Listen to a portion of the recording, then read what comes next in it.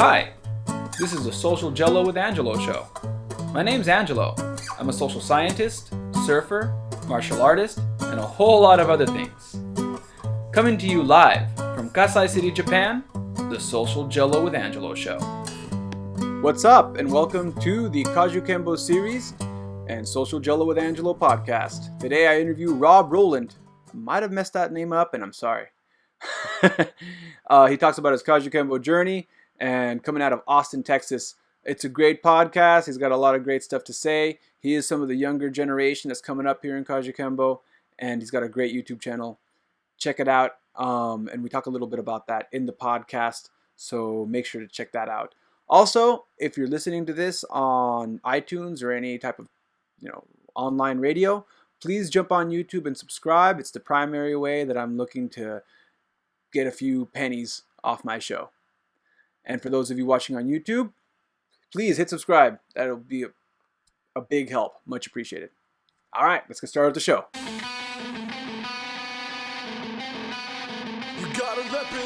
What's up? I'm here with Rowland. What's up, man? Hey, how's it going? Pretty good. Thanks for being on the show. Happy to be with the show. Rob, you are a Kajukenbo practitioner, as I mentioned earlier in the introduction, and you're coming out of... I'm out of Austin, Texas. Austin. Yeah. Austin's a great place to be, man. Austin's a good place to be.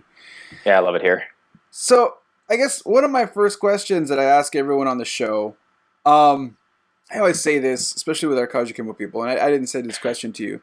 I don't care about titles or ranks. I'll throw that out there right now.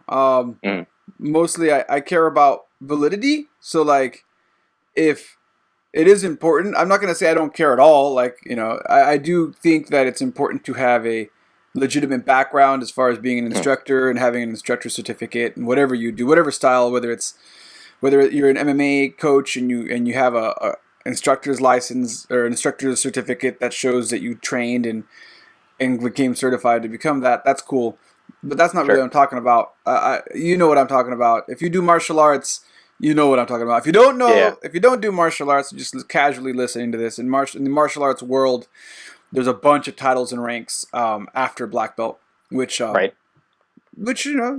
have their opinions about it. But I still ask because people that are watching are listening and wondering. I do ask, what is your rank or title in Kajukenbo? So I wish I had my belt certificate with me here on the wall so I could point to what it says officially, but I have that hanging up in my dojo. But officially, by the paperwork, I am a third-degree black belt titled Sifu. Okay. When I first got my black belt, I didn't consider myself an instructor. I was still just doing martial arts with my friends, and then when I was told I had to start using a title, I jokingly told my students at the time that they could call me Super Sensei, and it kind of stuck. So that's the title that I tell people. You can call me Rob. I prefer you call me Rob. If you call me Sifu, I'm not going to turn around when you look at me or when you talk to me. But if you call me Super Sensei, I'll definitely know you're talking to me. That's my title. All right, cool. All right, so there you have it. If you're training with Rob, you can call him Super Sensei. So, brother, looking at some of the questions I said. So, how did you start your martial arts journey? How did that get started for you? I mean, I was a kid in the 90s. Power Rangers was on all the time, and I think I watched every single day, multiple episodes. I had the VHSs, so I definitely ran those out. And I always knew that I wanted to do martial arts, and I especially wanted to do the ninja stuff. So ninjutsu was what my big love was. I was like, I don't want to do karate. It looks kind of dumb. I want to wear the mask because that looks really awesome. I didn't know where to find that. But when I went to middle school, there was jujitsu next to my school, and I was like, it's close enough, whatever, it's a couple letter difference. I was not ready for what jiu-jitsu was. My first couple classes, just I got thrown around a lot. There was no swords, there was no masks. It was jiu-jitsu. It was Brazilian jiu-jitsu. And that was fun, but I wasn't ready for it mentally. So I kind of quit that after about a year or so, I want to say. And then in 7th grade, it turns out there actually was a Budo Taijutsu or Ninjutsu school in my area. So I went to that. And that was full-on swords, flips, sometimes a mask. My instructor was insane. He sold the dojo in my 2nd year, and we started training out in the park. And he would beat us up with sticks. But I did that until about I want to say I made it to green belt, maybe brown belt. I don't remember. At that point, I was like, I'm tired of training in the dirt. It's Texas. It's 110 degrees out. I want to train indoors. And I started to watch more UFC. I started to watch more MMA, and I was like, it doesn't look like what I'm doing. And at this point, I'm in high school. I've been in a few fights, if you want to call them that, and they don't look anything like what my training looks like. I watch Fight Quest and I see Kajukenbo, and I'm like, well, they're doing MMA kind of, and they're wearing a gi. I want to keep wearing the gi. There's a Kajukenbo school in my area, so I transitioned to that. So that's like those are 3 starts to martial arts for me. But it was once I walked into the jiu-jitsu gym, I was like, I'm never going to stop going to these places. I just need to find the one that I like. And what's something that you noticed between Kajukenbo and the other styles that you trained in at that point? I mean, the big one is jiu-jitsu is going to be different from almost any other martial art when you think of martial arts. Like I said, I was expecting flips. I was expecting swords, and it wasn't that. It was, to a casual listener, it was just wrestling, which is great. And there's very little of that in Kajukenbo, the way I train it, the way I've trained it, I should say. I'm trying to bring a lot more Brazilian jiu-jitsu into Kajukenbo. And then Taijutsu and Kajukenbo are just worlds apart. I loved it. I had a lot of fun. Like I said, I used to flip myself off of tree branches. I was like stealth crawling across the grass, and that was a lot of fun. But it was that. It was fun. It was fun games. It wasn't martial arts. It was just LARPing in a black gi. All right. No disrespect to Taijutsu, but like they're not fighting. They're LARPing. Yeah, I mean, am I gonna go down this rabbit hole? Okay, let's go there. So, I try to limit my talk time on this show when I interview people, so I'm gonna try to keep this as quick as possible. I live in Japan, and when I came out to Japan, I discovered that ninjitsu is not at all what Americans perceive ninjutsu to be. In Japan, they pretty much view people who do ninjutsu as the same kind of people in America that we would view doing a Renaissance fair. Mm-hmm. I think that would be a quick way of saying it without taking up too much of your time. So yeah, that's what happened. That was my shock when I came to Japan, because I thought ninjutsu was a style. You will find styles of Bushido or styles of Kendo. You will find traditional martial arts styles that are related to the samurai that are still being practiced in Japan. But you will, I think there's only 2 schools that practice ninjutsu, and it's one of them's practiced at an amusement park, and the people they train end up working at the amusement park. So there's I'm gonna cut my talk time to that. Yeah, that was one of my shocks about it, because I was a big fan of ninjutsu growing up as well. The 80s, the whole 80s thing, like Ninja Turtles and Power Rangers and Ninja Gaiden for those of you who played Nintendo. So yeah, and so you went there. You did some Brazilian jiu-jitsu. You did some ninjutsu. You came to Kajukenbo. What did you think? Like, what you saw? What did you see? What were your thoughts? Your initial thoughts? My initial walking in the door thought was, sweet, they wear black gis. I already have 3 of those, so I don't have to get another one. That's perfect.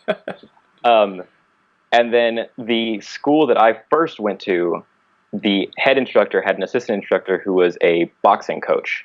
So I walked in, and on my right, someone's doing forms, and on my left, there's a team of people doing boxing.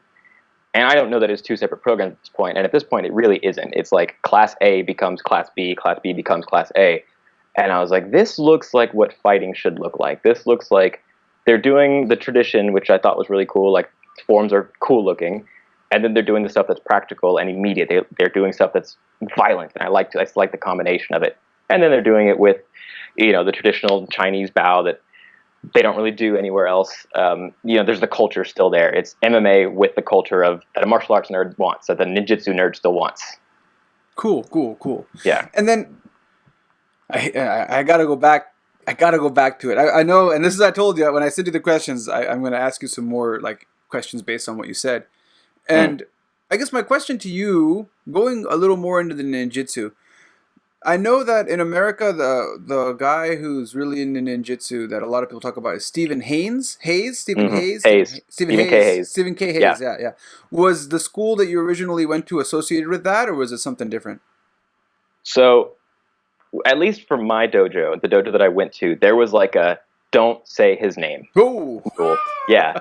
So this is really funny. Like this is some old drama that if you go down the Martial Talk forum, you'll figure out who I am because I'm the person bashing Budo Taijutsu the worst because I'm 15 and I'm salty about what's going on. But I was told when I went there that Stephen K. Hayes split off from the Bujinkan, which is the head organization.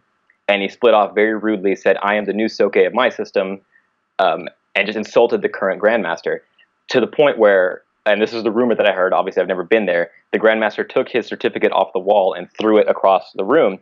And it was like, he is not affiliated with us anymore. If you train with him, you are not affiliated with us anymore. And my sensei tells me this, and I'm like, I'm never talking to that man. Never in my life will I talk to that man. I won't ever disrespect the organization like that. Again, I'm 13, 14 years old. But within 6 months of me training at this place, my sensei announces to us all, so you know that I run my own ministry. I have my own evangelical ministry. And I've decided that the Bujinkan worships demons. And so I like. Oh, please, no, continue. This is great. This is gold. This is gold right here. I am formally splitting from the Bujinkan. We will still be teaching the material. I have the blessing of the Grandmaster, but as of right now, the only Grandmaster I serve is Jesus Christ. And so we're replacing the demonology with Christ. And I'm just like, do I still get to use my Shinai? I spent a lot of money on this equipment. Like, I don't like what he's saying, but I'm like, I spent the money. My mom is paying for me to be here. What's going to change for me? He's like, nothing. I'm like, all right, cool, great, whatever. Do whatever you want. Yeah. I guess all that stuff about disrespecting the organization, we're just going to pretend I didn't say it. And just for any listeners, to clear up some stuff, this is the Kajukenbo series. And I will say, like, nothing against religion or anything. Kajukenbo originally was a Christian martial art as it started off as, and then it became secular as it evolved. So nothing against, whatever was going on as far as religious stuff. But wow. Okay, so I have more questions.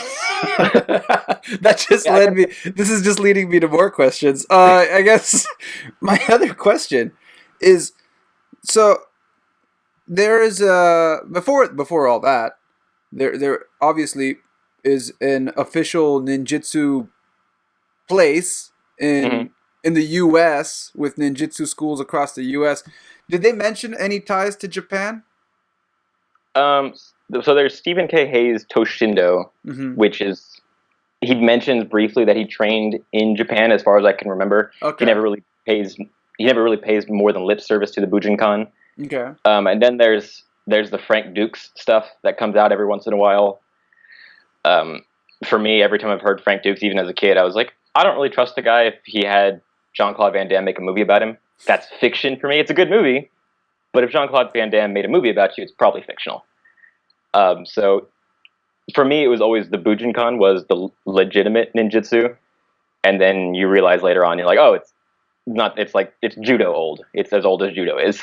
Okay. So, and that originated in Japan? In America? In Japan, yes. Okay. Yes. So let's see how good because we had to recite the history for some of our classes. So the current Grandmaster, or the former Grandmaster, he just retired, was Masaki Hatsumi. And he ran the Bujinkan organization worldwide. He trained out of Japan, out of Noda City, I think. Nara? I want to say Nara. Yeah, I think that's where it's based out of. I could be wrong. No, but that's where. Go ahead. Everyone who was 5th degree to get your 5th degree black belt. You had to go there, and then he would say, "All right, great. You're going to Brazil. You're going to Liberia, wherever. You're going here to create a school." And everyone would essentially get ranked up through there. You had to be officially ranked through him. From there was the Genbukan and the Jininkan. They were all offshoots that were like, we want to focus more on traditional weapons as opposed to empty hand stuff, or we want to focus more on modern weapons, stuff like that. But it all comes back from him. And he was trained by Takamatsu Sensei, who, the story is blurry as I understand it. He codified what we know as ninjutsu, but it wasn't ninjutsu when it was taught to him. He learned like 12 different martial arts that ranged from like empty hand, traditional Japanese jujutsu, with the armor on, with the armor off, tanto jutsu, Yorai Jutsu with the bow and arrow, all that stuff, and he put that together into ninjutsu or taijutsu. I'm not really sure which one he chose to call it. Okay. So it's about as old as judo is. So it's like late 1800s. Was that associated with the Koga or the Iga? I don't know. I've never. That's the thing. Like when you get out of it, you're like, I don't know. This doesn't really relate to the history of ninja as I've seen it in popular media. Yeah, I was just wondering. Like, I'll yeah. That was the only thing. Yeah. Okay. I think I heard brief mention to Iga. Okay. At some point. That makes sense. That's the one in the country in the region that I'm in. So when I mentioned, but you don't know anything about ninjas. They're all. You don't see them. Yeah, exactly. We don't have to. They're doing a great job. I haven't seen them. But no, actually, to just kind of, and for those of you listening that wanted more of the Kajukenbo story, we are getting back to that in a bit. Yeah. But I just want to mention one thing that it brings in is that there was an article recently that was printed out in it went on to mass media, but it was also here in Japan. They were looking for more people to go to that amusement park that was tied to the Iga. That's probably tied to the school that you're talking about. It's probably the same guy. And he was losing members, and he was looking for more people to move out to that countryside area that he's in, where they have their amusement park and where they send people, to spread that, whatever that is. And so like, that's kind of tied to that. So that makes sense. It's kind of the same. There's a connection there. Which is why I was asking, because there's also, to clear it up for anybody listening, to any of my podcast listeners, there's also some major quackery happening. Yeah, I'm going to say it again, and this is so you don't have to get in trouble. Yeah, ninjutsu is fun. If you walk in with the idea of I want to have fun, I want to learn a fun culture, do that. If you're going to claim that you can beat up 20 people with just a shuriken in your hand, just go have fun. Just have fun. Yeah. That's what I guess. I mean, technically, we can say there's major quackery happening in a lot of different martial arts. To be honest, not just ninjutsu, but that's true. That's just something that I wanted to throw out there, which is why I'm asking questions. Because even though there is some major quackery, like people who straight out self-proclaim themselves to be masters, there is a little bit of some sort of associations, and what you just mentioned earlier about the Koga Iga, and there's this guy in Nara, there is some association. There's some people that have established a group of people that are all kind of have a formalized something going on, which is better than some guy who's, I don't know. I've met some pretty crazy people that said they did ninjutsu, and I don't think they ever did anything. Yeah. Okay, so coming back to our Kajukenbo series. Okay, back to when I got the black belt. Yeah. So my question is, so you started doing Kajukenbo, you start training, you like it. When did you figure out that this was for you, this was something that you were going to do to the black belt? Like that's kind of a decision that every martial artist goes into. You walk into a place. Some people walk in knowing they're going to get a black belt, wanting to get a black belt. Some people don't know. They just start training, and halfway through, they kind of figure it out. How was your mindset in the middle of all that?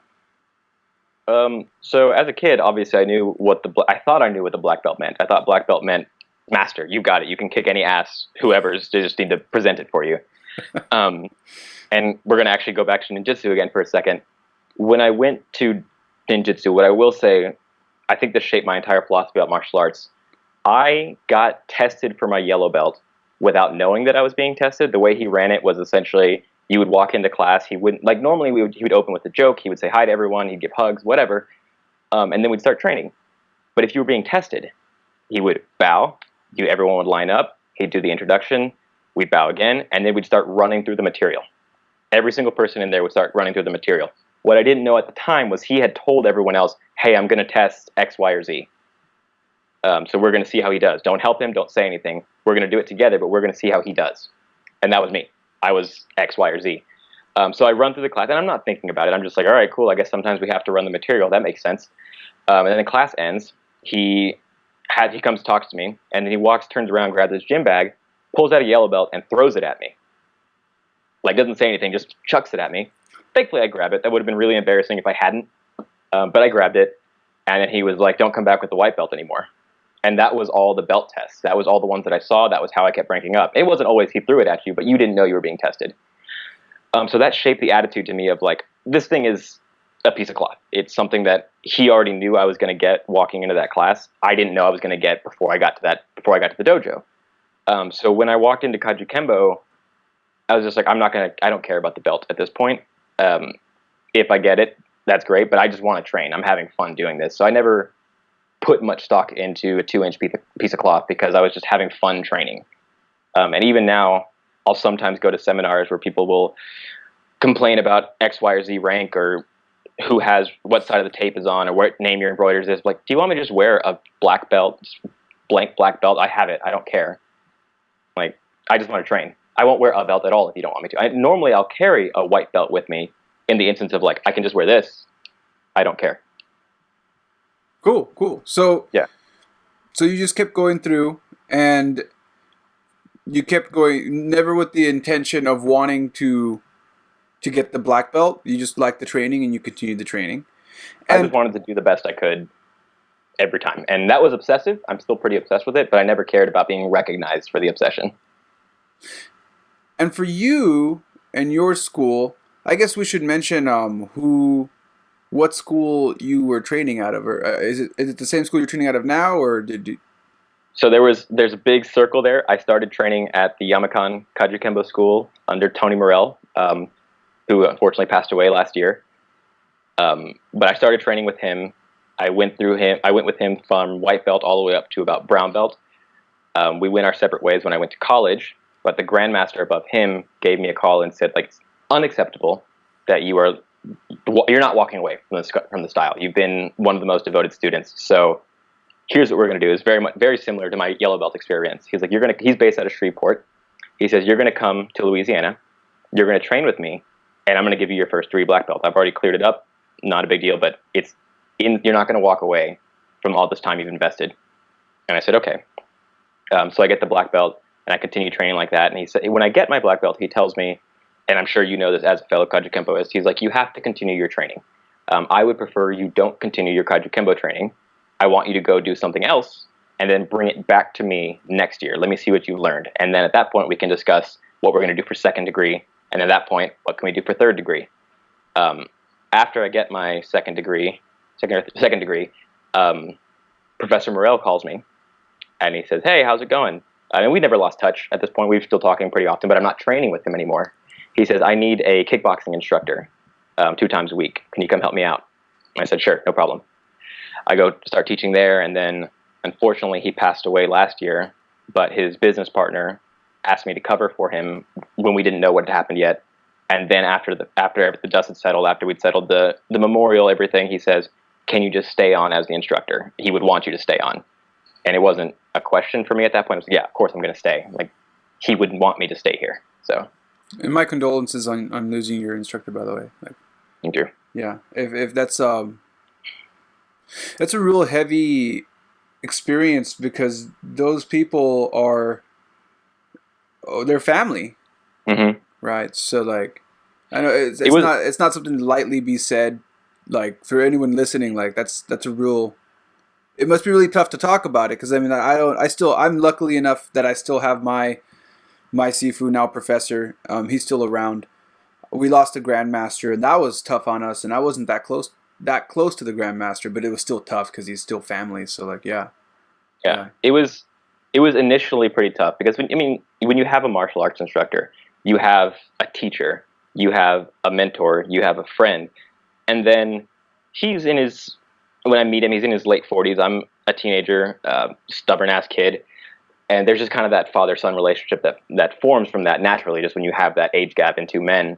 And he always wanted to be that father figure for me. And, when I started going off to college, I was 18. So there was that separation of like, I need to be seen like a man, and you're treating me like a kid, like the same kid that walked in. But he was always looking out for me. He was always trying to help me in the right direction, even if I didn't want him to, which could be annoying at times. But when that's gone, when that person passes away, you're like, that's 4 relationships. That's 4 people in one that I just lost. And so that was something that was difficult to deal with. And then immediately, like the next week, I start walking into the same space he walked into, standing where he stood. And I'm like, he's going to come out from around the corner at some point, right? Like, he's going to tell me, just kidding, I wanted to see what you do. And then that hasn't happened. It's been almost a year, and that hasn't happened, so. Yeah, man.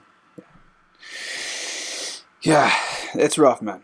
It's not easy. Like I said, it's like losing family. And I've lost, I lost my dad to cancer 10 years ago, and I know that feeling of, hey, it's just like, I don't know, like, they're gone, but it's a weird feeling. Like, it's not like they're gone. It's like they went on a trip and they're just going to come back any minute now, right? Like, you're expecting them to call you. It's that next day walking into where he was, you're just like, well, come back in the room. Like, I don't want to be doing this for you. I don't want to fill in for you. Yeah. And sometimes I still have days where I'm like, I'm just filling in until he gets back. And then there's no coming back.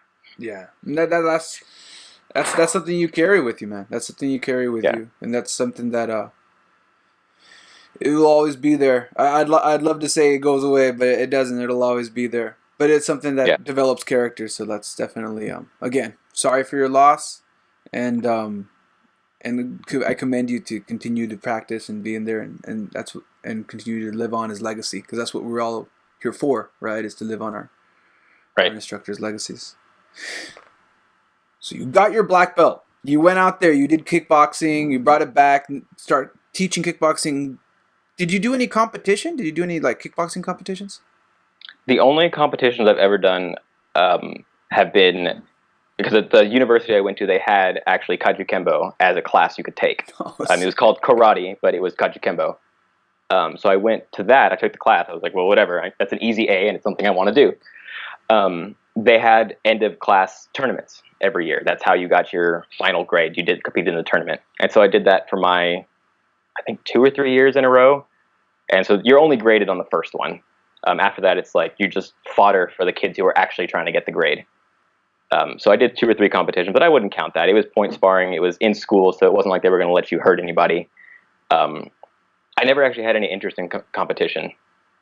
It was just, I always wanted to practice martial arts. I never had an interest in competing in it. I just wanted to do it. That being said, the door is open for me to wake up tomorrow and say, you know what, I want to start training for a fight. A couple of my friends, I train in Muay Thai a couple of times per week, and a couple of friends of mine are like, do you want to start training with us? We could do it, like fight team train with us. And I'm like, no. But I could. And how old are you now, if you don't mind me asking? Right now, I'm 27. Oh, damn. Yeah, man. Yeah, I'm 27. You got plenty of time to compete. Exactly. Yeah. You got plenty of time to compete. Like, I'm 38, so I need to stop. I have no choice in the next 2 years here. It's gotta stop. I can't compete, and I'm not big on competing, but I definitely got to stop doing MMA while I have enough brain cells left to continue to do the podcast. See, that's the thing. The thing I tell people is I don't compete because I just want to do martial arts, and that's true. But the other thing is I do martial arts obsessively. I do it. It's my full-time job. I wake up thinking about it. I study about it. I read about it. I write about it. If I decide to compete in MMA, in kickboxing, in point sparring, that will become the obsession. And then I won't stop. Like, if I lose once, it'll be the end of the world for me, because I will not stop until I come back and beat that exact same person in the exact same way, at the exact same weight, in the exact same spot. I'm like, I can't do that to myself, because I have an obsessive personality. I know it. Yeah. And again, there's a difference between, depending on what your goals are, there's a difference between the mindset, between the competing mindset, and the teaching mindset. And I'll tell you from experience, it's really hard to combine the two. It's gonna hurt. You'll hear. There's a lot of experiences of people who are MMA fighters, professional UFC fighters, even talk about how they'll open their school as a supplementary income to their fighting career. They'll start dedicating time to the students, and it starts taking away from their fighting. They'll lose a fight, and then they have to make a decision again. All right, am I going to focus more on my career as a martial artist and teaching, or am I going to focus more on my career as a fighter? And those two things are really hard to mix, especially if Yeah. you already have responsibilities as an instructor. It's really hard to just essentially feel like, even if you hand them off to another good instructor, you'll still feel like you abandon your students to go Hmm. pursue your own path, if you will. So, Yeah. yeah. So I have 3 students right now that I have a 68-year-old woman who has never done martial arts a day in her life. Well, I guess she has for a couple months now, but had previously not. I have my best friend from childhood who I didn't see for about a decade, started training with me, and I have this 15-year-old kid who I think if you look up low self-esteem in the dictionary, you'll find a picture of him. Those 3 people, when you see them accomplish something in martial arts, like when when the lady first pulls off her 6-punch combination for the first time, when my friend does a spinning side kick, and when this kid, we're working on him getting his forward roll down. When he gets that much closer to his forward roll, there's a light in his face, and I'm like, that's why I'm not gonna compete, because I feel special helping him do that. I love seeing people get better, and especially knowing that we both care about each other and we want to help their goal. That's the moment that I live for. That's the moment that I teach for. Every time I have a rough day, and there are some rough days, martial arts isn't always fun. There are some days where you're like, man, I wish I could do literally anything else. But then the person standing next to you is like, I just did my first spinning side kick. Let me show you. And I'm like, all right, I'm going to do my first spinning side kick with you now. I'm feeling it again. That's cool. That's cool. And you, is your primary employment martial arts, or do you have like another thing that you do on the side, or are you a full-time martial arts instructor? I'm a full-time martial arts instructor right now. I Oh, teach okay. I teach Kajukenbo Monday, Wednesday, Saturday, and Tuesday, Thursdays I teach cardio kickboxing. Okay. And I've started producing my own YouTube channel that originally was just supposed to be videos to hold us over during quarantine. So while people were stuck at home, I was like, I'm going to produce these half-hour lessons that my students can do at home. That way they don't feel like they're missing out on anything. Turns out I enjoyed doing that. So I've launched my own YouTube channel, not part of the dojo. Originally it was just the dojos. Now I have Combat Self-Defense, which is my own channel where I can say fuck if I want to, which is great. Really hard for me to talk on camera if I can't. And then I can talk about the things I want to talk about because I do more than just Kajukenbo, so I can bring those things in. And that the goal eventually is for that to bring in money. But like I said, I produce the channel myself because my full-time gig used to be filmmaking. I used to make everything from feature films to short films to commercials to web content and TV. Turns out what people don't tell you is that martial arts is a much more stable career than filmmaking, especially during pandemic times. So it used to be filmmaking full-time, martial arts on the side. Now it's martial arts full-time and video linked to martial arts on the side. Yeah, yeah. That's again, that's a different track. Like for me, I never really. I mean, I've always taught martial arts, but for me, my primary was I feared the idea that what I love to do would become my 9 to 5, and I would have the attitude of my 9 to 5 on what I love to do. So I was afraid about that. I didn't want to Yeah. worry about the financial stress of running a dojo. Like, I saw my instructor going through that, and I personally Mm. didn't want to go through it. So like, for me, it's something that I do. I mean, obviously, I built my own MMA gym out here in Japan. So Which can't have been easy. The Japanese MMA scene, I know about that. So yeah, it was, it was mostly for me because I live in the middle of nowhere. But like again, the concept of running a business and running a successful dojo, it's definitely stressful. Even the best of the best have a difficult time with it. Like you're mm-hmm. sharing your space with another person, right? Like 3 or 4 other people in your dojo or your gym. You got like 4 or 5 different instructors Yeah. running a building. You got during these pandemic times, you had people. I don't know if you saw John Hackelman talking about the things he was going through trying to keep his. He's a UFC coach, right? And he was having a hard time trying to keep everything running. And yeah, so yeah, I definitely have a lot of respect for you folks that are doing that. But yeah, my primary job is I'm an ESL teacher, so I teach English as a second language. Oh, nice. And then I jump out and teach martial arts in the mornings and in the evenings. But yeah. That's something else. So as you mentioned, you have your YouTube channel. I saw some of your stuff. Really good work. Thank you. For those of you who are listening, what's the name of the YouTube channel again? Combat Self-Defense. Combat No Self-Defense. hyphens. Yeah.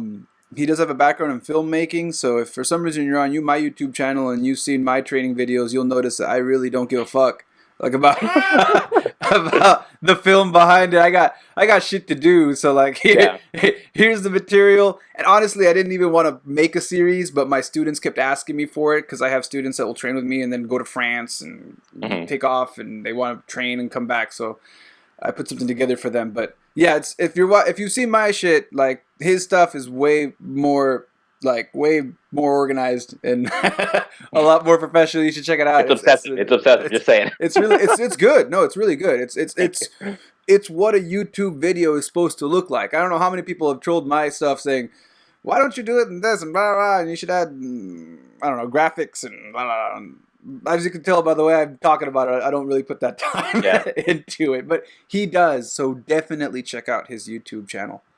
So before I wrap things up, I still have a few more questions for you. What was your black belt test like? We kind of briefly mentioned, we kind of skimmed over, like I had my black belt, and then I went and did this, got the first degree in Louisiana. But what was it like? What did you have to do? Because everybody's, if for those of you listening, every Kajukenbo school is different, and every Kajukenbo school has different testings. So what was your test like? What did you have to go through? It was, again, really similar to my ninjutsu test, wherein first of all, I drove 8 hours to go do this test, which I was told was not going to be a test. But I walk in, we start, we have dinner, and then we walk into Grandmaster Vera's living room dojo. He's got a sweet setup. He has his house, and then like you walk through a hallway, and you're in a dojo now. It's pretty awesome. And then it's just him and me at this point. And he says, "Run me through all your material. Let me see you do it." And I say, "Okay." I start running through the forms, and he's like, whatever. He has zero stock in forms. So he's like, just do them once, let's move on. And I'm like, okay. And then he's like, do the self-defense techniques. And I'm like, all right, do I have an uke? What am I doing? He goes, I want to see you do them. I want to see you do them with your eyes closed. Okay. And I want you to tell me what you're doing. Okay. I do it to the best of my ability. I do mess up quite a few times because I've never done them talking out loud with my eyes closed. And then he says, okay, great. And then he shows me some of his stuff. He has an extensive background in Aiki Jiu-Jitsu. So he shows me some of that. He shows me 2 or 3 times, and then he's like, let me see you do it on me. And I do it to him, and he's like, all right, great. Then he corrects me for like 20 minutes on, your foot was pointed this way, it should have been there, so do it again. I'm like, okay, great. He goes, no, you were at 12 o'clock and you turned it to 11:58. I told you, there. I'm like, oh, of course, I should have known. The next day comes up, so this is a 3-day test apparently. The next day shows up, and now all of his students are there. First item on the menu is, we're all going to spar. Not, we're all going to spar Rob. We're all going to spar. But they all end up sparring Rob. And again, I'm not under the impression that I'm being tested. I'm just like, this must be what they do. And then it comes back again. It's like, let me see that technique I showed you last night. Okay. He's like, oh, great. You went from 12 o'clock to 11:59, just like I wanted you to, or whatever it was supposed to be. And I'm like, yeah, that was on purpose. It wasn't just a fluke. And he says, great. So we keep training. And he says, all right, great. Get yourself a belt. I go, what do you mean? He goes, order it off Amazon. I'll get you your belt certificate and everything. He's like, but you're going to wear the belt. I'm like, you don't want me to wear the one, like, I don't get one with my name on it? He's like, that's 2nd degree. He's like, did you see how easy this weekend was? Yeah, sure. He goes, great, so get yourself a belt. I'll get you your certificate. We'll start training tomorrow. Okay, great. That's the test. That's how relaxed this guy is. But it's high pressure in the sense of I can almost guarantee you he's wanting to see how I want to react to the low pressure. Later on, he tells me, the most important thing was you closing your eyes and telling me how your techniques work. If you can describe it to me without a person to do it on, then I know you know what you're doing. And he's like, and I've seen you training for 6 or 7 years at this point, so I know you know what you're doing. And what was, for my listeners and viewers that don't know what Kajukenbo sparring is, can you go a little into details what were the rules for the sparring? This is the crazy part. Normally, you're sparring in your gi or in shorts. You have boxing gloves on. You have shin pads on. You have a cup on. Grandmaster Vera at his dojo, his home dojo, doesn't do gis. He actually gets actively insulted if you train in a gi. He also gets actively insulted if you train in MMA shorts. He's like, you're going to train in what you wear every day. Don't wear jeans because it's going to be a pain in the ass. But he's like, train in what you're going to wear every day. So I say, okay. And that's how we spar. You can wear boxing gloves if you bring them. He's not going to supply them for you, but you're going to wear your shorts and a t-shirt, and you're going to spar in that. And it's anything goes rules. Now, his guys are nice. They're not going straight for the groin, but they're letting me know they could have if they wanted to. Yeah, that's a very Kajukenbo thing to do. There's a few times of like, oh, and this is him. He has his computer right here in the corner where he's sitting, and he's kind of like in a wheelie chair, turning and looking at us. He goes, "Oh, there's a knife now. There's a stick now. Someone better get it." Yeah, so, yeah, I love doing. Yeah. I love every Kajukenbo guy loves to throw off anybody that comes in from another martial art like Brazilian Jiu-Jitsu or MMA, and we'll wait for them to start rolling around in the grappling and throwing a knife and be like, oh, knife, yep. knife. And I've never dealt with that before. It's always been, when we do weapon sparring, you walk in with a weapon, you know, I'm going to have this stick, he's going to have this knife. So the fact that he was like, oh, hot knife, hot potato, okay, what do you want me to do? Do we stop? What do you want? Yeah, and that concept, I was talking to Sifu John Hojlo out of, a shout out to Sifu John Hojlo, I'm wearing your shirt, man. Got your Kajukenbo Koyama shirt on today. Nice. He was telling me about how his instructor made that a big part of their curriculum because he did security, and he heard a story about same thing. There was two guys fighting. One of them looked like they had a background in jiu-jitsu, and they started rolling on the ground, and suddenly someone threw a knife in. And the person who threw the knife, they still don't know who they threw the knife for. Like, the knife was thrown into the fight. Maybe it was the person winning or losing. Sure. But that exercise is really important for defense because of the idea that maybe your buddy is the one who tosses you the knife. But once a knife is out there, it's live, right? There's no safety in a knife, so whoever grabs it first. So that's where that comes from. For those of you listening, like, why are they doing that? Why are they throwing knives into their training? Yeah. That moment and that kind of experience completely changed the way I view and teach martial arts, because Kajukenbo was sold to me, and all the media will say Kajukenbo, self-defense, enter, institute, system, organization, whatever. It's self-defense. But when you look at a lot of Kajukenbo dojos, it's really just karate in a black gi, or karate with some judo, or sometimes they're doing katana forms. I actively would get yelled at if I started sparring and throwing leg kicks, or I started saying, no one's going to thrust at you with the knife and leave it out there while you do an arm lock or whatever. They're going to jab at you really quickly and stab you 50 times before you recognize what's happening. For me, I'm like, we need to focus on the self-defense. There needs to be 1,000 drills like hot knife, hot stick. You're fighting in a corner now. Oh, second buddy. Oh, you have a buddy now, but your buddy doesn't know how to fight. Because self-defense is, self-defense is more than just violence, and we need to pay a lot more than just lip service to it. We can't just say, try to de-escalate. I try to teach my students at least the beginning of class of like, here's how we're going to walk away from this situation. But when it's time to party, it's time to party, and here's how we're going to party. And don't get caught. We train in the boxing gloves. We train with the shin guards on. We train very combat sports oriented, because I think combat sports is the fastest way to learn self-defense. But there's also the aspect of, while you're over here doing 1, 2, 3 high kick, his buddy's coming around behind you and is going to grab you by the neck. What are you going to do now? Or there's now a police officer. You got to stop becoming the aggressor right away. I try to keep that in mind for my students as much as I can, because I don't want it to just be karate in a black gi, or I don't want it to just be an MMA class. I want us to be Kajukenbo self-defense. Yeah, and again, it's about, and for those of you listening again, and my viewers, if you're learning anything from the Kajukenbo series, you're going to notice that I always say this: every Kajukenbo school has a different focus, and they have a reason for that. There's a reason. I'm never knocking the idea. I know that some people's programs succeed really well with the point karate system, and they focus on that. Not to say that they don't teach the self-defense; they'll teach everything, but everybody kind of focuses on their niche, if you will, and that's at your school. You know, they're focusing. You're focusing on the self-defense side and on how to de-escalate a situation and situational awareness and that kind of stuff.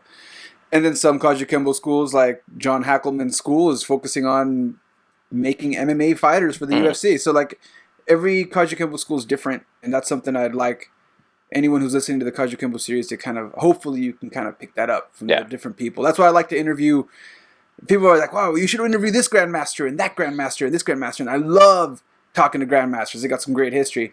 But I still like talking to some of the younger folks because it gives it, I'm hoping for people listening to the Kajukenbo series, you're going to kind of get a good variety.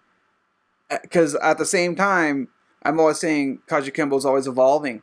Right? So like John Hackelman's Kajukenbo, Hawaiian Kempo, as he likes to say, has evolved from Godin's Kajukenbo, from where he came from, and from the back on the island, and then my instructor's Kajukenbo is different from his Grandmaster Allen's Kajukenbo, who focused a lot on the Kung Fu side and the Tai Chi. And then my Kajukenbo is different from my instructor's Kajukenbo because I started competing out in Japan doing MMA. So like, that's something I would hope people listening can kind of pick up. And I really do encourage you to check out, if you meet someone who does Kajukenbo, because I had someone online be like, I sparred a blue belt from Kajukenbo, and I wrestled into the ground and blah, blah, blah. Kajukenbo's not all that. And I was like, I don't know. Like, I don't know who you sparred. I don't know who you sparred. I don't know how good he was. Was he having a bad day? Did you just surprise? Like, what? That's so. I don't know. That's so much in the air. Like, how can you judge that? I don't know. All I can say is, if you really truly want to experience Kajukenbo for what it is, I think the one way you could really experience it would be to go to a Kajukenbo tournament. That'd be a really good way to get a better idea of what I'm talking about. I wouldn't even say going into a Kajukenbo school, because again, you might go into that one school, and who knows, maybe you came in on a kids class and they're focusing on point sparring, because they're not going to be teaching how to do a ground and pound to a kid. So like, one of the best things you could do would be to go to the big tournament in Las Vegas. They hold it once a year. This year it was canceled because of COVID, but over there is a great way to see. Do they charge to spectate? I think it's free to spectate, right? I think spectating is free. And this year was the first year I got a formal invitation, and I'm so mad that it got canceled. Oh, that sucks. I got a formal invitation too. I got told because I've been doing the podcast, I had a few people contact, are you coming?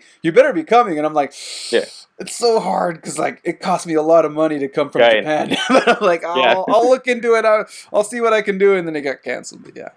I got a formal invitation to that one, and I was like, did it, legitimacy. And then COVID happened, and I'm like, all right, slow your roll, relax a little bit. And I'm like, I didn't care that much. Didn't mean that much to me. But that's a great opportunity. Spectating is free. You can look it up online. They're gonna have it next year. And when you go there, you're gonna see that they have a bunch of categories: nogi grappling, jiu-jitsu, kickboxing, point sparring, kids, adults, forms. You go there and you'll get a better idea of what we're talking about. Kajukenbo is the charcuterie plate of martial arts. You're gonna get a bit of everything, and you have to be willing to do that. And there are some aspects of it that I'm like, I don't like the way that salami tastes. Don't ever present it to me again. I don't want to do that again. But with Kajukenbo, you have the freedom to dislike aspects of it and never do it again. Yeah. But once you get your black belt, you don't have to do forms ever again if you don't want to. Which brings me to my last question that I had for you. Thank you for reminding me. What is your thoughts on traditional training, like forms, and your type of training? Well, what are your thoughts on it? I'm about to lose my job. If you ask me, I would never make a Kajukenboist do a form in my life. Never make them do it unless they wanted to do forms. Unless I thought they needed to do forms. Which is a complicated way of saying it depends on the student. But if you're talking about a healthy person walking in telling me they want to learn Kajukenbo self-defense, why am I going to teach you forms? That is going to teach you how to fight over the course of 8 years and in a very esoteric and broad kind of way. It's like if you walk up to me and say, I want to learn how to wood carve, and I say, great, here's a knife, there's an oak tree. Figure it out. That's the way forms are for me. And I'm like, I can also just easily teach you a 1-2 sprawl. I can just teach you that, and you can more or less master that in about a day. And you're going to feel like you walked away from it without memorizing a form, because that's what you're doing. You're memorizing how to do a form. You're not really learning how to use it until years later on. And so as a student, and this is me saying this as Rob, not as a Kajukenbo instructor, not as a martial artist. As a student, your time is being wasted because you're not being taught the thing you were asked to be taught. And as an instructor, I'm being lazy because I'm saying, go do that thing, and I'll talk to you when you mess up. When you don't do the quarter turn and then low block, and you should have done quarter turn high block. But that being said, not everyone walks into my room wanting to learn self-defense. Not everyone walks into the room wanting to fight. And some people walk into the room wanting to fight, but they have a back injury, they have a leg injury, they're coming off something that they can't fight with, so they have to do forms, because that's the closest I'm going to be able to get them to doing the thing that I want them to do. You have to scale the training, and forms are a great way to do that. And forms are a great way to teach, hopefully I'll get to this point, 40 people at one time. You know, what I've learned with COVID is that you can do forms on Zoom. It's really hard to teach. I don't recommend it. I would love to stop doing that. But you can be like, all right, guys, we're going to do X, Y, and Z form 10 times, and then we're going to call it. Super easy to do. Again, I think it's just a good go-to to do with forms. But in a perfect world, we would take the forms from Kajukenbo. I feel like they should be a warm-up. I feel like it should be a thing we do to get you loosened up and ready for the actual training. Being ranked on forms, I think, is ridiculous. I think you should be learning practical things. I think we should do a lot more jujitsu and a lot more Muay Thai kickboxing style stuff in Kajukenbo. And I think where the curriculum could fit that in is if we just stick to 5 forms. Just do 5 forms, and the rest will be groundwork. The rest will be learning how to throw a proper punch and not chamber down to your hips. How many forms are in your style of Kajukenbo? When I got, so like I said, Grandmaster Vera, under his school, is 0 forms. He doesn't do them. And a lot of the Southwest United States schools don't do forms, period. But a lot of them do. And Professor Morrell's style had 17 forms at the time that I got my black belt, and I believe now they're up to 21. His business partner has more, I think. So it's between 17 and 21 forms. We would scale off, so you'd learn 5 forms to get your yellow belt, and then 2 or 3 forms from orange to purple, and then everything after that was, I think, another 2 or 3 forms. Now I think it's 3, 3, 3, and 3. But something in the area of 17 to 21 is what I recall. Okay. The issue with our style is that it's Kajukenbo Hungar Kung Fu, so there's a lot of Hungar forms. So you got the Tiger Crane in there then. You have Tiger Crane. Oh, yeah. Fuhawk. Oh, yeah. Yeah. Mm-hmm. All right. Yeah, and I mean, again, I think that's something you will find in the traditional Kajukenbo schools when compared to the Hawaiian Kempo with an M schools, like John Hackleman's school, where you got that divide in the thinking where some people are throwing away forms altogether and some people are still teaching forms, and they usually have, I'm seeing, and that's why I've been interviewing a lot of people asking this question, is because I'm kind of seeing a universal hypothesis of mine is that there's about 10 core sets known as the Piñon sets or the Palama sets that vary in the way they're performed throughout the schools, but there's about 10 core ones that every school keeps. Mm-hmm. And then then from there the instructor will go off into either Kung Fu or something else, or maybe some more Piñon, because I know I have a DVD set. I don't know if you saw this, man. I picked up the official Kajukenbo DVD set. Shout out to... Oh, he's gonna kill me. Hold on a second. Am I gonna have to edit? Forback. Gary Forback. Grandmaster. Great. You should have told me that he gave me a shout out on Facebook a couple days ago. Yeah. Gary Forback. Edit it this way. Edit it this way. Those are Gary Forback's DVDs, man. Yeah. Well, I'm not gonna edit it. I'm just gonna. I should. I'm bad with names. I'm sorry. Yeah, no. I'm sorry, Mr. Forback. Grandmaster Forback, I believe. Sorry, yes. I'm really bad with names. Especially because Forback is directly related to my school. He's worked with Shizuel and Abados, which was the. That's what I'm saying. Just edit it, put it on me. Let's pretend like I didn't. No. I own all my fuck ups. I'm not trying to be perfect, but Sure. Yeah. It's a great series, and if you look at the series, there's a part in there that talks about the forms. It talks about all the Piñon sets, but I believe there's like 15 Piñon sets. But either way, that's and that series right there actually covers the core curriculum. Like, there's a lot of arguments about what's the core curriculum, what's the real Kajukenbo. I don't really go into that argument, but I will say that this DVD series is the only DVD series, or one of the, I don't know, maybe there's other ones out there before I even say that. I don't want fucking people tripping out on me. It's one of the DVD series where Seijo, the original founder of Kajukenbo, starts it off saying, I've watched all these techniques, and this is I officially recognize this as our curriculum. This is what I learned, and I stamp. He put his stamp of approval on that. I think Kajukenbo not suffers. I don't want to say suffers. I think Kajukenbo is dealing with a Ship of Theseus scenario, wherein I'm not assuming you don't know. I'm just going to say it out loud so I can explain it best. The Ship of Theseus is you have this ship, and you take it to a port, and you replace a couple planks on it. You replace the mast, you replace the sails, and you take it to another port, you replace a couple other pieces, you do it again down the line. How many times do you replace the original pieces of that boat before it becomes a brand new boat? Or is it ever a brand new boat? How long until you have something that's totally different? I think Kajukenbo is going to always exist in that state of like, this is what happened in the Palama settlement. This is what they did then. And then it became this when it came to the mainland, and then it went to Japan and they started doing something else. And then it came back to the mainland and they added something else. Is it still Kajukenbo? Yeah. Is it what they did in 1947? No. Kind of.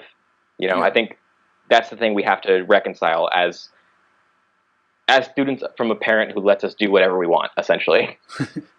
And if you want to check out, I'm releasing this podcast with you in July, but before I release this, I'm going to release a Kajukenbo Series black belt meeting that I had with John Hojlo, and his idea of the black belt meeting is we have like about an X amount of shots in between the podcasts, and we pick a topic to rant over. And I love the idea of that. And we when we got into it, he was mentioning the same thing about how things change, and we kind of talk a little bit about what that relates to as far as like in Kajukenbo, like just the example you just said. Me and John are the only two Kajukenbo instructors in Japan, and we were talking about how the acronym Kajukenbo really does prepare you, whether or not you like forms, right? Because I personally fucking hated forms. Like, I fucking hated them. I only came in, I only wanted to fight. That's why I didn't come in with no obsessions to become anything. My obsession was not getting jumped by gang members. That was my obsession. That's all the only reason I fucking did it. I didn't care about competing. Didn't care about anything. I just didn't want to get jumped. I didn't want to get shot. Those are the two things I didn't want. That's why I went to Kajukenbo, because everywhere else I went, I saw people doing forms, and I'm like, I don't know how this is gonna help me against 3 essays. Like, dude, it'll maybe help you 15 years down the road in a very specific kind of way. Like I said, I couldn't at the time. I couldn't see the connection. Yeah. But my instructor was really cool. Like when I went to the Kajukenbo school, I'm like, oh man, these people they're really fighting, and they have forms, whatever. But hey, they're really fighting. At least they're really fighting at the end of it.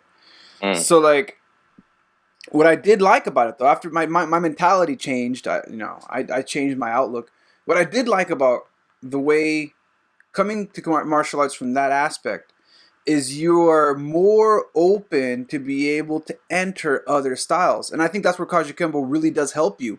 The Ka for karate, the Ju for judo, jiu-jitsu, even if they don't focus too much on Brazilian jiu-jitsu, the Kempo, Chinese boxing, the boxing and the kickboxing and the Kung Fu, it's a good mix and a good base to pretty much walk into any style, any dojo, any kun, any gym, and not be respectful, be a quote-unquote white belt as you walk in with the white belt mentality, but still have a base where it's not foreign to you. Like, when I walked into my first Brazilian jiu-jitsu class, they weren't showing me something that was like, I wasn't a fish out of water. I was like, okay, I have an idea of what's happening here. In fact, I've seen this technique. I haven't seen it applied like this, but I could immediately connect the dots.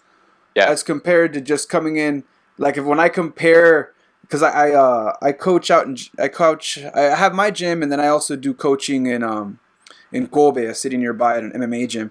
And I'll have guys, I'll coach the kickboxing one day, and I'll do the no-gi class the next day. Like whoever they need me to be, I'll jump in. If I have an MMA guy with a fight, I'll focus on one person, get him ready for a fight. But what I did notice is if I get a judo guy, and he's got a black belt, he is a black belt in judo, and he's competed in the professional competitions close to the Olympics out here, right? And he's really good at judo. But I get that same black belt, and I make just one simple adjustment. They've never done Brazilian Jiu-Jitsu, or they've never done no-gi grappling. I say, okay, take off the gi, let's do some no-gi grappling. And it's like they never learned anything. Yep. They got so used to the rules of starting with grabbing here, and so used to the rules that no one's going to do a double leg takedown or shoot on you, that suddenly I know exactly what to do that they're not prepared for. And they're so not prepared for it that when they hit the ground, they're just like, I don't know. It's like being almost a true white belt all over again. And that's just a simple adjustment in an art that's supposed to give them a base in grappling, right? So like one thing I am thankful. Oh, go ahead. I add. So my co-teacher, the owner of the business that I teach at, he is very much in the, when we're doing karate, we're doing karate. When we're doing judo, we're doing judo, and never the two shall meet. So when he teaches judo, he sticks to only judo rules. I've done wrestling, I've done jiu-jitsu, and I've done grappling for MMA. And so every time we do that, I'll be like, hey guys, by the way, here's how you do an ankle pick. And it just completely ruins his life. Because all this like grabbing two collars, shift the weight, we're gonna do a Russian necktie now. We're gonna do hip toss. We're gonna do high crotch. They're like, all the judo stuff, not all of it, but immediately in the immediate, it becomes useless because I don't know how to react to that. You're not grabbing my arms anymore. And for me, that's the chess game that Kajukenbo is. It's like, oh, you got a guy who's like you were saying, a black belt in judo. I'm gonna do an ankle pick. I want to see how you react to that. You don't know how to play that game. Yeah. So I'm just not gonna play your game. Yeah, and that's. And vice versa. I've grabbed kickboxers and brought them in to do grappling, and same thing. Once they get grabbed, they don't know what to do. Like they're used to a ref breaking them up. So once you get them caught in a good clinch, and you start tying up, and you're no longer clinching, and you got your gable grip, and you got them around the waist. It's done. And once they hit the ground, it's even more done. They don't know what to do, and that I think I want. That's where I say like, Kajukenbo really prepares you not only for that, but also if you walk into a traditional place, and they are doing forms. Yeah, you know how to it kind of gives you that blend in, like going back to your ninjitsu philosophy, right? Being able to blend into anything. It's like kind of tying it all back to the beginning of the podcast. Yeah, I think that's one of the things that Kajukenbo does allow people to do, which I appreciate. Yeah. Before we end, I have one question that I ask everyone.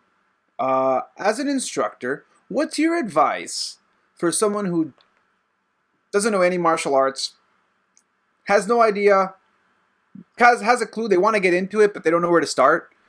What's your advice for them to pick a place to train? And it doesn't have to be Kajukenbo, because maybe there's no Kajukenbo near them. More like in general, what are some things that they should be looking out for? That you think they should look at? In the practical sense, they should look for a place that's affordable and close and clean. Especially clean now in the times of COVID and post-COVID. You're going to need to make sure it's clean. In the specific sense, don't worry about a style. Unless you really want to be a jiu-jitsu player, then you better do jiu-jitsu. But don't worry about the style. If you're like, I just want to do martial arts, I just want to do something fun and do something new, who cares what the style is? Go to the dojo that you're closest to.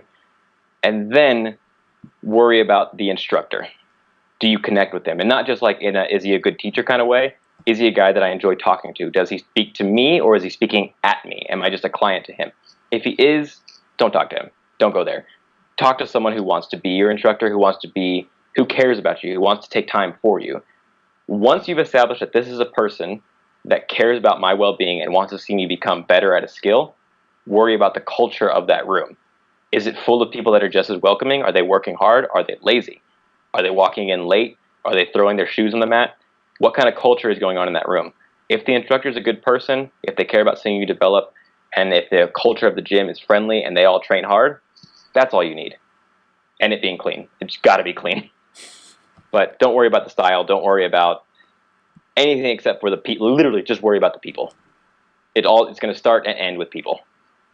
All right. So to my listeners and viewers who are interested in training in martial arts, there's your advice from Super Sensei Rob. If I Rob, where can people find you? What avenues do you recommend for people to contact you? Where's your gym? What's your social media contact? So, if you're in the Austin area, the gym is the Yamakan Kajukenbo School on 10516 Manchaca Road, Suite 100. I can't believe I remember that. I'm very proud of myself. We are open 5 days a week. We have Kajukenbo, cardio kickboxing, jiu-jitsu, Muay Thai, and probably a bunch of other programs that I'll just, if you ask me to do a thing with you, I'll come in my off hours and train with you. I love training. That's if you want to see me in person. If you don't, you can find me on YouTube at Combat Self-Defense.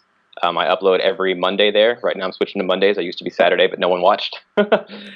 So Combat Self-Defense on YouTube. I'm on Facebook at Rob Rowland, and I'm on Instagram at Rock_N_Rowland. I'm highly active on social media. I'm 27, so. And then if you want to email me, my email is Rowland, ROWLAND .rob@outlook.com, because I'm an old person. But I'm highly active, and I love chatting about martial arts. I'll do it literally all day long. All right, so there you go. Hit him up if you want to train with him. He's in Austin. And if you just want to chat, check out his YouTube videos, check out his social media contacts. And for my listeners, stay tuned for the wrap-up. And that's a wrap, folks. Thanks for checking out Social Gelo with Angelo. And we have a lot of stuff coming up. Right now I'm working on my comedy channel, Los Chingones. If you want to check out the links for that, I'll put something around at the end of this so you can check out that. It's just comedy. It's got nothing to do with what I'm doing here, and you might hate it. But if you like it, hey, I appreciate it.